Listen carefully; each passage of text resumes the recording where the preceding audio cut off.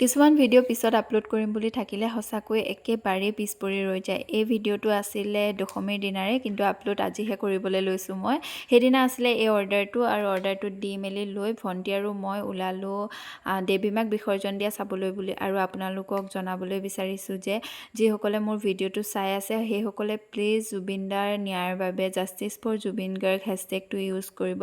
কাৰণ জুবিন দা নোহোৱা হোৱাৰ দিন ধৰি আমি বহুত বেছি অশান্তিত আছোঁ। আৰু এইফালে দেখিছেনে কহুৱাখিনি দেখি মোৰ এটা গানেই মনলৈ আহিছিলে, কহুৱা বন মোৰ অশান্ত মন। সঁচাকৈ আমি অকণো শান্ত হৈ নাই। আমাৰ মনে প্ৰাণে আমাৰ ভালপোৱা জুবিন দা নোহোৱা হোৱাৰ পৰা আমি বহুত অশান্তিত আছোঁ। আৰু তেওঁৰ ন্যায়ৰ বাবে আমি এতিয়াও মাত মাতি থাকিবলগীয়া হৈছে। এতিয়াও জুবিন দাই ন্যায় পোৱা নাই। সেইকাৰণে সকলোৱে প্লিজ জুবিন দাৰ বাবে জাষ্টিছ ফৰ জুবিন গাৰ্গ হেছটেগটো ইউজ কৰি থাকিব।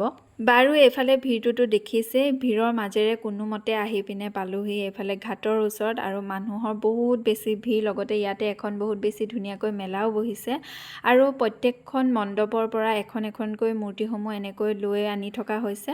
আৰু একেবাৰে ওচৰ আহি পালোহি, দেখিছে নহয়, দেৱী মাক ইয়াত বিসৰ্জন দিছে। এখন এখনকৈ সকলোবোৰ মূৰ্তি বিসৰ্জন দি আছে।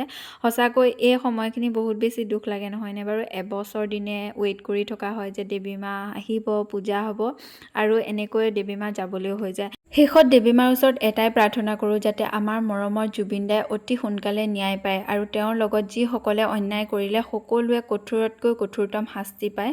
আৰু এইবাৰৰ বাবে এনেকৈ জুবিন দাৰ গানৰ সৈতে দেৱী মাক বিসৰ্জন দিয়া হৈছে। জুবিন দাৰ গান লাগি আছে, যিহেতু বেকগ্ৰাউণ্ডত কপিৰাইট লাগিবৰ বাবে মই মিউট কৰি দিলোঁ। আৰু এইফালে প্ৰসাদ পালোঁ, প্ৰসাদো খাই মেলি ল'লোঁ।